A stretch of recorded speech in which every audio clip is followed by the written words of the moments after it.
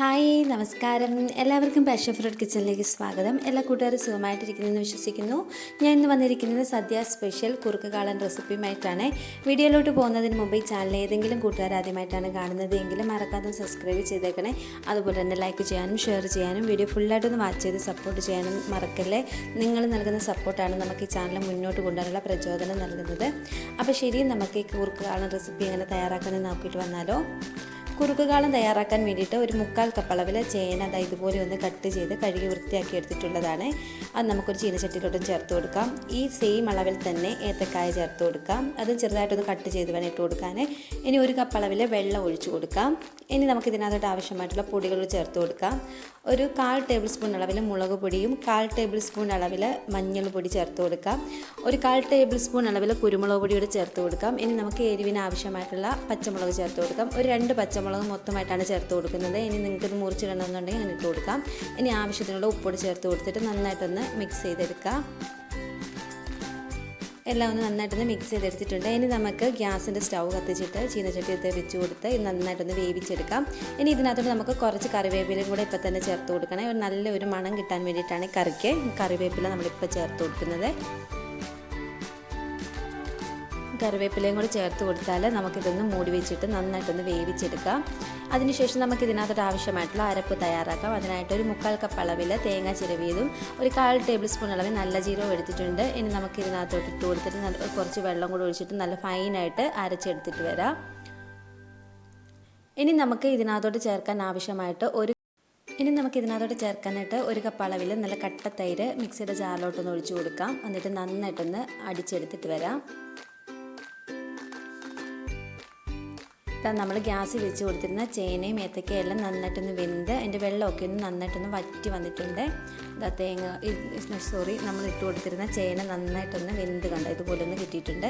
ഇനി നമുക്ക് അടിച്ച് വെച്ചിരിക്കുന്ന തൈര് ഇതിനകത്തോട്ട് ഒഴിച്ചു കൊടുക്കാം. വെള്ളം ഒന്നും ഒഴിക്കാതാണ് ഞാൻ അടിച്ചെടുത്തിരിക്കുന്നത്. ഫ്ലെയിം ലോയിൽ ഇട്ടിട്ട് വേണം നമുക്ക് ഈ തൈരിൻ്റെ മിക്സ് ഒഴിച്ചു കൊടുക്കാനുണ്ട്. മോരാക്കിയതാണ്, അത് ഒഴിച്ചു കൊടുക്കാം. എന്നിട്ട് കൈ എടുക്കാതെ തന്നെ ഇത് തിള വരുന്നിടം വരെ ഒന്ന് ഇളക്കി എടുക്കണം. ഇല്ലെങ്കിൽ ഈ തൈര് ഒഴിച്ചു കഴിയുമ്പോൾ പിരിഞ്ഞു പോകാനുള്ള ചാൻസ് ഉണ്ടാവും.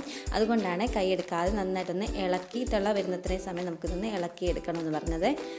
ഇതെല്ലാം ഒന്ന് നന്നായിട്ടൊന്ന് ഇളക്കി മിക്സ് ചെയ്തിട്ടുണ്ട്.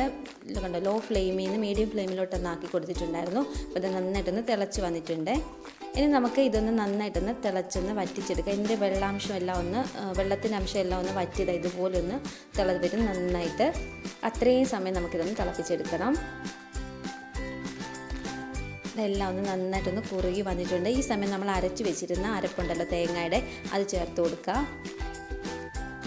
തേങ്ങ ചേർത്ത് കൊടുത്തതിന് ശേഷം ഫ്ലെയിമിൽ ഒത്തിരി കൂട്ടിയിട്ടിട്ട് ഒത്തിരി അങ്ങ് തിളപ്പിച്ച് കളയല്ലേ.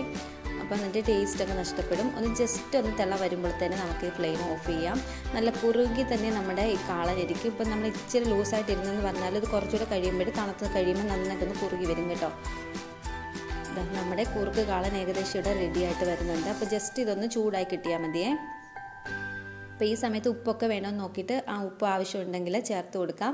ഇപ്പം ഞാൻ ഇതിനകത്ത് ഇച്ചിരി കൂടെ ടേസ്റ്റ് കിട്ടാൻ വേണ്ടിയിട്ട് ഒരു 1/4 ടേബിൾ സ്പൂൺ അളവിൽ പഞ്ചസാരയും കൂടെ ചേർത്ത് കൊടുക്കുന്നുണ്ട്. ഈ പുളിയും ഉപ്പും എരിവും എല്ലാം ഒന്ന് ബാലൻസ് ചെയ്യാൻ വേണ്ടിയിട്ടാണ് ഇച്ചിരി പഞ്ചസാരയും കൂടെ ചേർത്ത് കൊടുക്കാം.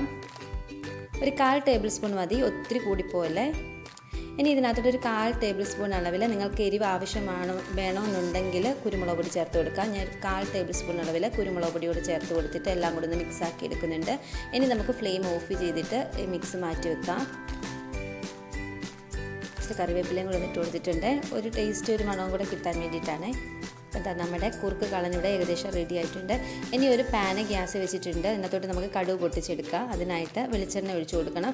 വെളിച്ചെണ്ണയോ നെയ്യോ നമുക്ക് ഇതിന് വേണ്ടി ഉപയോഗിക്കാം കേട്ടോ. നെയ്യാണെങ്കിൽ കുറച്ചുകൂടെ ടേസ്റ്റ് ആവും. ഇപ്പം എൻ്റെ കയ്യിൽ നെയ്യില്ലാഞ്ഞത് കൊണ്ടാണ് വെളിച്ചെണ്ണ ചേർത്ത് കൊടുക്കുന്നത്. ഇനി കുറച്ച് കടുക് ഇട്ട് കൊടുക്കാം. കടുക് നന്നായി ഒന്ന് പൊട്ടി വന്നതിന് ശേഷം നമുക്കിതിനകത്തോട്ട് ആവശ്യത്തിനുള്ള വറ്റൽമുളക് ചേർത്ത് കൊടുക്കാം. ഞാനൊരു 2 വറ്റൽമുളക് ചേർത്ത് കൊടുക്കുന്നുണ്ട്. ഇനി നമുക്ക് ഇതിനകത്ത് ആവശ്യത്തിനുള്ള കറിവേപ്പില ചേർത്ത് കൊടുക്കാം. എന്നിട്ട് ഒരു 1/4 ടേബിൾ സ്പൂൺ അളവിൽ ഫ്ലെയിം ഓഫ് ചെയ്തതിന് ശേഷം ഒരു 1/4 ടേബിൾ സ്പൂൺ അളവിൽ ഉലുവാപ്പൊടിയും കൂടി ചേർത്ത് കൊടുത്തിട്ട് നമുക്ക് ഈ മിക്സ് നമ്മുടെ ആ ചീനച്ചട്ടിയിലെ കറിയിലോട്ട് ചേർത്ത് കൊടുക്കാം. അപ്പം നമ്മുടെ കുറുക്ക് കാളൻ ഇവിടെ റെഡി ആയിട്ട് വന്നിട്ടുണ്ട്. നല്ല ടേസ്റ്റി ആയിട്ടുള്ള സദ്യക്കൊക്കെ വിളമ്പുന്ന അതേ ടേസ്റ്റിലുള്ള നമ്മുടെ കുറുക്ക് കാളൻ ഇവിടെ റെഡി ആയിട്ടുണ്ട് കേട്ടോ. അപ്പം ഞാനിത് സെർവിങ് ബൗളിലോട്ട് നാക്കുന്നുണ്ട്. അപ്പോൾ എല്ലാവരും ഒന്നും മറക്കാതെ ഇത് ട്രൈ ചെയ്യണം. ട്രൈ ചെയ്തിട്ട് ഫീഡ്ബാക്ക് കമൻറ്റ് ബോക്സിൽ അറിയിക്കാൻ മറക്കല്ല കേട്ടോ. നല്ല ടേസ്റ്റി ആയിട്ടുള്ളൊരു കാളൻ റെസിപ്പിയാണേ.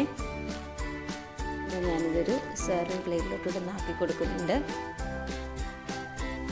അപ്പോൾ എല്ലാവരും മറക്കാതെ ട്രൈ ചെയ്യണേ. Thank you.